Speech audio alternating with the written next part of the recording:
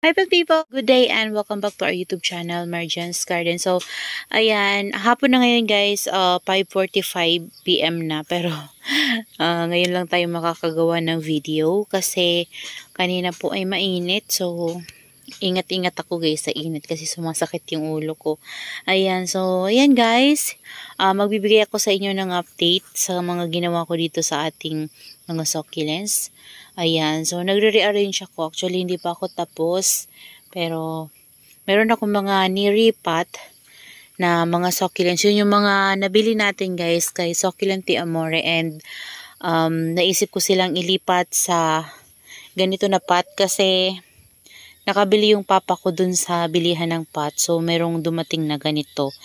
And, plano ko sana guys, tataniman ko yun ng ibang succulents. Pero, nataniman ko na siya guys. Ayun, naisip kong itanim na lang doon kasi malalaki din talaga yung succulents na nabili natin kay Succulent Amore. So, tamang-tama lang doon sa pot na yun. Kasi ganito lang din siya guys kaliliit. So, ayan, dito muna tayo guys sa ating mga madiba. So, yung ating madiba ay nandito. Ayan. So, eto, meron pa akong iriripat. So, naubos na kasi guys, parang 12 pieces lang ata yun. So, kulang. Kasi meron pa tayong niripat na iba. So, kulang yung ating pot. So, ito lang guys, yung naripat ko na. Ayan. Ito yung mga malalaki ko na pot na nabili sa Shopee. So, tinaniman ko na neto. So, ayan. Ito na yung ating karangkulated. So, tinanim ko dito para maganda naman tingnan guys. And, baka lumaki yan sa atin, 'di ba? So, ayan, maganda yung pot niya. So, meron pa tayong iriripat dyan. So, maganda sila guys kapag puro na ganyan, no? Ayan, para ano na dito, pair na sila dito guys. So, magandang tingnan kasi guys kapag nakatanim sa pare-parehong pot kasi malinis talaga tingnan. Napaka-net.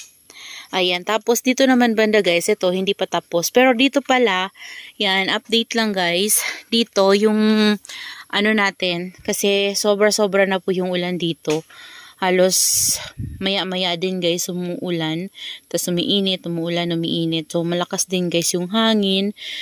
And naisipan ko na guys na maglagay na nitong UV plastic. So ito yung natira na UV plastic dun sa luma natin na greenhouse. So naisipan ko na lang na i-cut, ilagay dito sa dulo. So tinip ko lang yan guys. So ayan ang packing. So para hindi na guys masobrahan ng ulan yung ating mga cactus.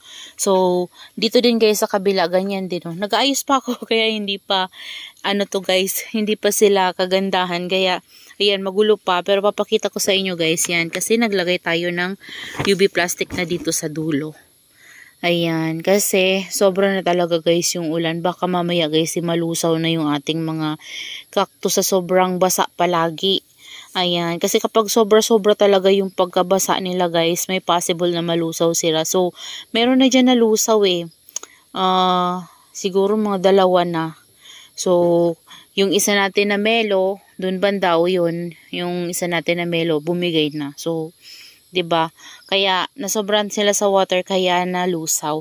Tapos ito guys, so yung binabagsakan ng tubig, kumunti yung potting mix nila kasi dyan bumabagsak. So, napupunta sa ilalim. Ayan, oh, nandito na lahat, to. Ayan. So, parang naaanod. So, naano sila, guys, nalulunod na sila sa tubig. Kaya, nilagyan ko na ng, kanina, ng UV. So, yan. Hindi na sila, guys, maulanan kapag umulan. So, dito naman banda, guys. Ayan. Nilipat ko ulit dito yung ating burrito.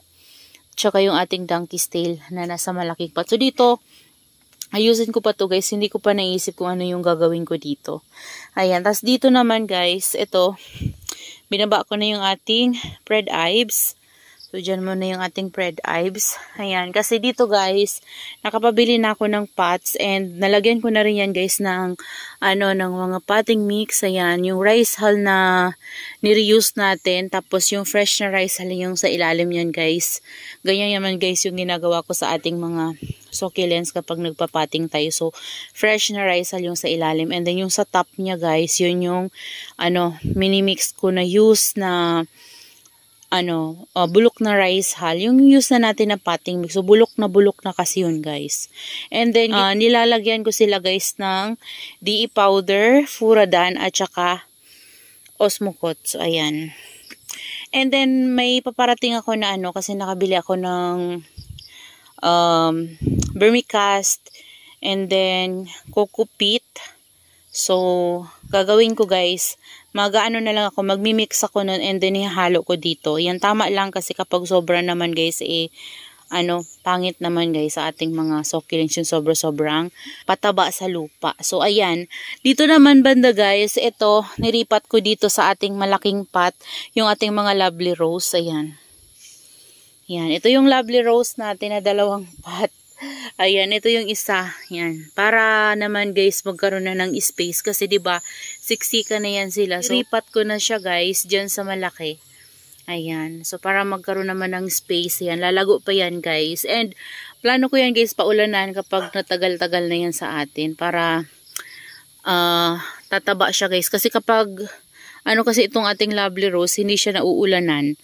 Pumapayat siya. Nagiging compact siya, pero pumapayat. So, okay na sa akin yung mataba siya, guys. Ayan, ilalabas ko siya kapag pwede na siyang paulanan. So, ito, hindi ko siya napuno.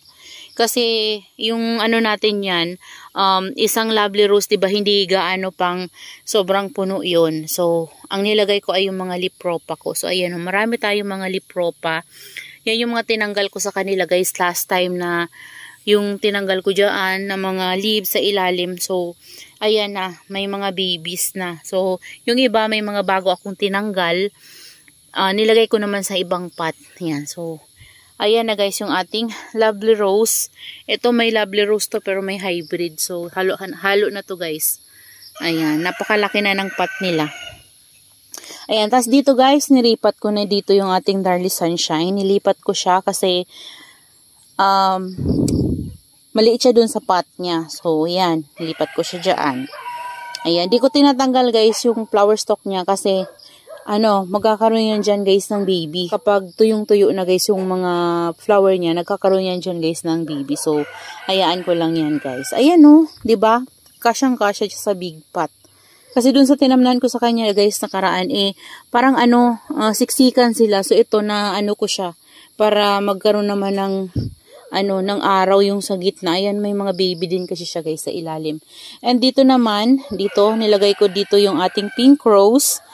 Ayan. So, gusto ko itong mapadami. Nagagandahan ako dito, guys, sa pink rose. Gusto ko yan maparami. Tapos dito naman sa isa, si ghost plant. Ayan. Yan. Tapos dito, pinorward ko lang dito yung ating Missing You, Labamba and Bianca. Ayan. Tapos yung ating niripat na this one, si Aaron P. So, yan, guys. Tapos ito namumulaklak ko. Ayan, meron pa rin siyang flower hanggang ngayon. So, yan, guys, yung ginawa ko sa kanila. Tapos yan, yung iba natin na mga pots para hindi sila nasa lapag. So, nilagay ko na ganyan, guys, sa pagitan. Ayan, Ayan yung ginawa ko. Yan, para hindi sila, guys, nakalat sa labas, ay sa baba. Yan.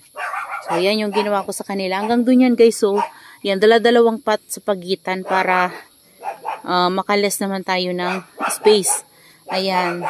So, dito, ayan yung iba natin na maliliit na pot nilagay ko dyan. So, yan, guys, yung mga succulents na naripat natin nakaraan. Tapos, ito naman yung galing kay Succulent de Amore. Ayan, guys. Ito yung parang Canti Domingo. Yan. Diba? Tamang-tama lang siya sa pot na yan. Yung ating sanga. Yung ating rippling water. Tapos ito, di ko alam yung ID. Tapos dito, nilipat ko na dito yung linguas. And then, ito yung, white one ko dati pa, guys, yan. Para mapalaki ko rin siya, guys. So, nilipat ko siya dyan. Tapos ito yung ating Marilyn. Yan. Lumiit siya kasi nagsituyuan yung leaves niya. Tapos ito naman yung ating Mirin. Tapos ito naman, guys, yung ating Crispate Beauty. Gusto ko mapalaki si Crispate Beauty, guys. So, nilipat ko siya dyan. Tapos ito, yung ating isang Mirin. Mirin or Blood Moon. Parang Blood Moon. Tapos ito yung isa natin na white one. Ayan. Tapos dito ko muna, guys, nilagay yung ating this one, si Indonesian Flapjack na hindi na stress. Ayan, dito, makalat pa kasi, mag-ano pa ako guys, kapag nakabili pa tayo ng pot na ganito. Ayan, dito ko guys nag-aayos. So, pupunuin ko yan guys hanggang doon. So, ito, pinasok ko muna to dito. Ayan, ito kasi guys, ano na siya, nasobra na to sa ulan. Pumayat na siya guys. Tapos, ito, okay pa naman siya. Ayan. So, pinasok ko na muna para hindi sila guys maubusan ng leaves. Ayan, tapos ito, nilinisan ko to. Ayan, kasi napaka-ano dun, no. Napakadumi niya na doon. So, inakyat ko. Tapos, parang lumiit siya, parang namayat kasi nagsidry yung mga leaves niya. Tapos, ano na rin ako dyan guys, nagdamo ako. Ayan, pero meron pang mga maliliit. Hindi na matanggal.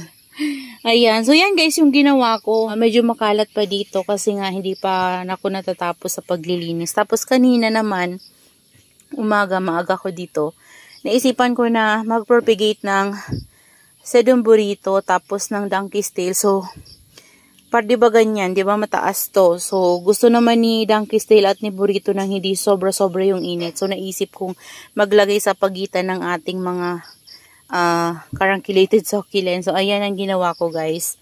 Ayan, para na-imagine ko kasi guys, galing dito, di ba? Kapag nagtitrail na yan sila, maganda yan tingnan guys. Nagtitrail pababa. So, sana ma-achieve natin yung imagination ko na ganun. So, ayan. So, ayan yung ayos nila, guys. Susunod, kapag natapos na ako dito, maglilinis ako. Ayan, lilinisin ko to, wawalisin ko, liligpitin ko yung mga pots na pinagtanggalan natin ng mga succulent. So, marami ako, guys, kailangang iripat kasi marami talaga yung mga succulents natin na kailangan ng palitan ng pots dahil sira-sira na talaga, guys. As in, ayan, kapag hinawakan nyo guys, gaganito na, basag na. So, kaya kailangan na nilang iripat. So, ito, mga nakaready na to ng mga big pots. Tataniman na lang to guys. Yan. Kasi meron tayo ditong itatanim soon. Ayan. Tas, ito, meron tayo nakaready dito na isang pot. So, di ko alam kung ano pa yung mailalagay ko dyan guys. Pero, tingnan na lang natin. Ayan. And, dito, plano ko to sanang i-cut ulit guys yung iba dito. Pero saka na. Kapag lumaki-laki pa sila guys. Ayan, tingnan natin kung i-cut ko o hindi. Kasi nagustuhan ko yung ginawa kong cuttings dyan guys. So, ang ganda nito. Ayan, buhay na to guys. Ayan. So, lagi ko silang in-spray para tumaba. Ayan. So, tubig ulan naman guys yung in-spray ko. Ito pala guys, niripat ko din dito yung ating Bainese. Tapos yung ating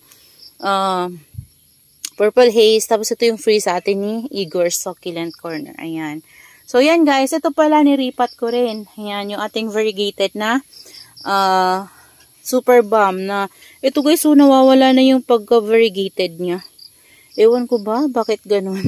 Tapos, tinabi ko rin sa kanya yung silver balm natin na dalawa. Ayun o. Ayan. So, paggabi na guys. Kaya, hindi na maganda yung quality ng ating video. Hindi na gaanong maliwanag. So, padilim na kasi. Pero, yan. Nagbigay lang ako sa inyo ng update sa ginawa natin dito sa ating mga succulents. So, yan. Diba sabi ko sa inyo, gusto ko kasi yung mga nagtitrail dito ng mga succulents.